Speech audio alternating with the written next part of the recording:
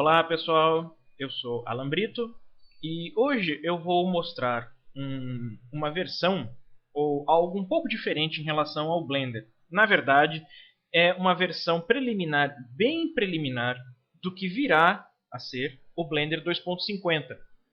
Você deve estar acompanhando lá no meu blog e em vários sites que falam sobre o Blender, que o Blender 2.50 está com o seu desenvolvimento em andamento.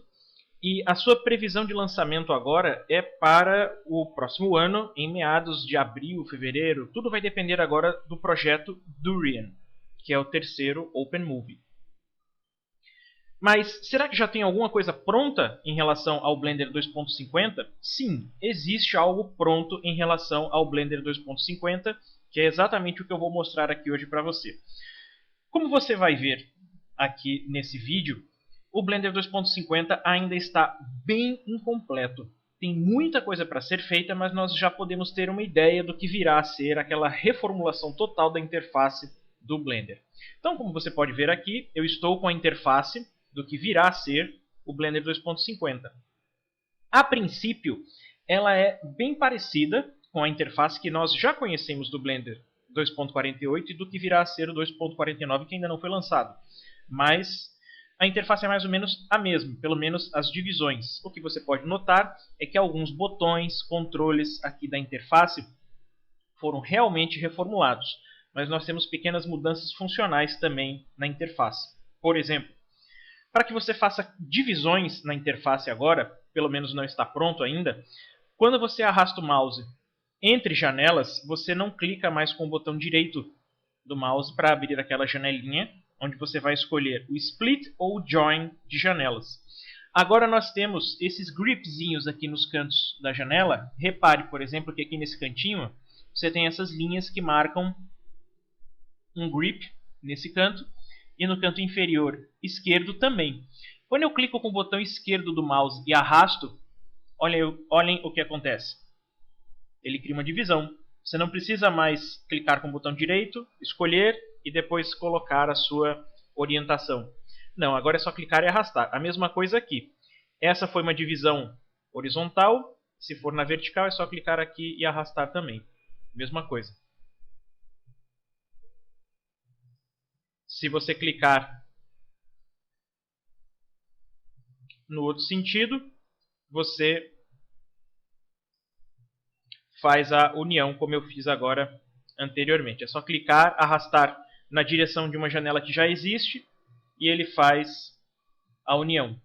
É bem mais rápido do que existe hoje no Blender. Essa foi a única mudança? Não, nós temos aí várias pequenas mudanças também. Vamos fazer uma divisão novamente.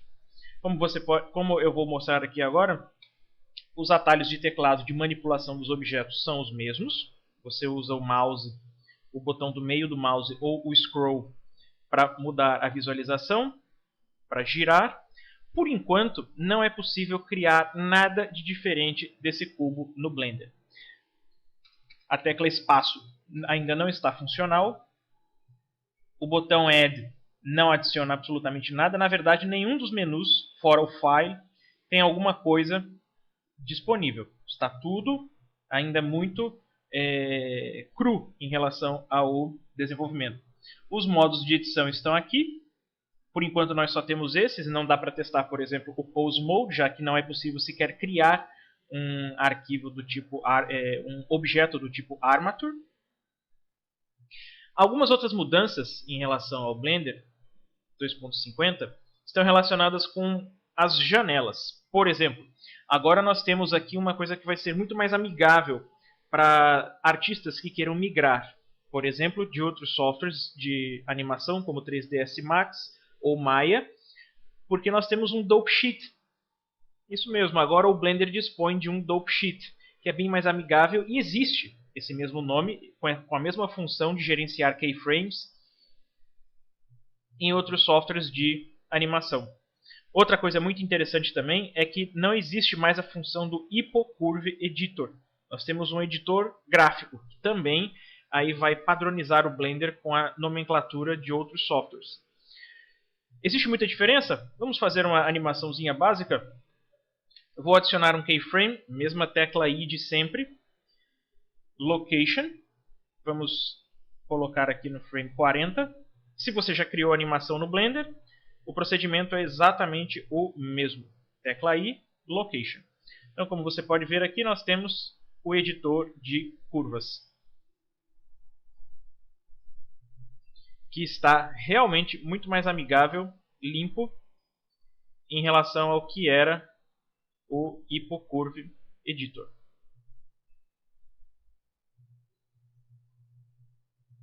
De volta.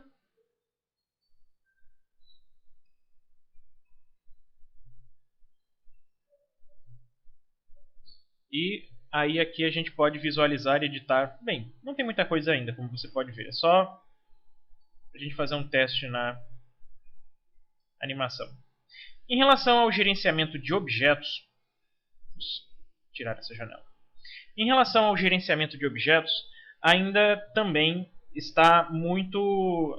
nós precisamos ainda de mais referências, mais tempo para visualizar como ficarão aí a gestão dos objetos. Por exemplo, na edição dos objetos do tipo Mesh,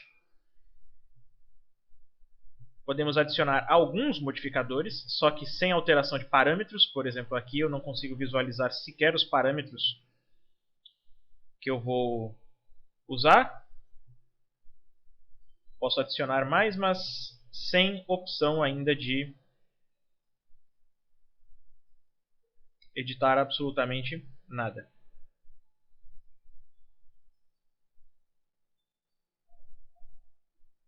A parte de edição, nós também não podemos alterar os objetos do tipo Mesh.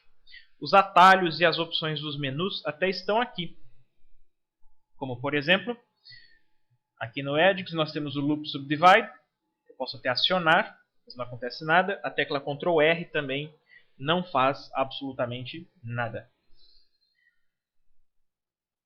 Temos outras janelas, outras opções que podem sofrer modificações no Blender também.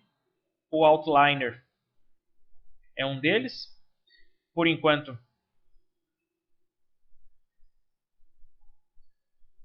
nós temos aqui apenas pequenas mudanças estéticas. E basicamente é isso. Repare, por exemplo, quando nós temos um painel com mais opções, como no Render, veja como a organização dos menus mudou drasticamente. A visualização está melhor, as fontes estão melhores, o tamanho dos botões está melhor. De maneira geral, isso daqui que você está visualizando é a grande mudança drástica de interface do Blender 3D. Repare, por exemplo, como as opções estão distribuídas de maneira diferente. O botão Render, a opção, por exemplo, do Frame Rate, já não está próxima da geração dos arquivos. É uma mudança estética grande para quem já usava o Blender. Por exemplo, antes, mesmo que você não usasse o Ambient Occlusion, as opções ficavam visíveis. Agora ela não fica mais. Você precisa acionar o Enable para que possa visualizar as opções. Ou seja, você não vai ter uma tela poluída. Vou esconder os menus que eu não estou usando. E é isso. Basicamente é isso que nós temos para mostrar sobre o Blender 2.50. Essas são algumas mudanças pequenas, mas para quem já usa o Blender, para quem já conhece o Blender, não será difícil de se localizar. Por quê? Porque a estrutura básica da interface, que é essa daqui, não muda. Como você pode ver, nós temos aqui a janela de botões, o header. Nós ainda não temos como manipular muita coisa, mas já é possível ter uma excelente ideia de como ficará o Blender 2.50 quando ele estiver pronto. E isso pode demorar um pouco até que aconteça. Aqui algumas outras opções também que nós não tínhamos, por exemplo, um painel de transformação integrado na 3D, na janela de botões, na Buttons Window.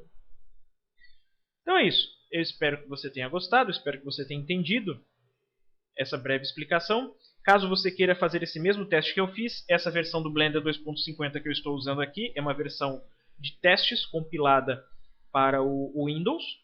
E o link para que você faça o download dessa mesma versão você acha lá no meu blog, no artigo em que eu faço o comentário sobre esse vídeo. Ok? Eu espero que você tenha gostado. Só lembre, caso você venha fazer um teste, lembre que essa é uma versão experimental, muito experimental. Então espere problemas se você for tentar abrir qualquer tipo de arquivo com esse Blender 2.50. Ok? Então, até a próxima!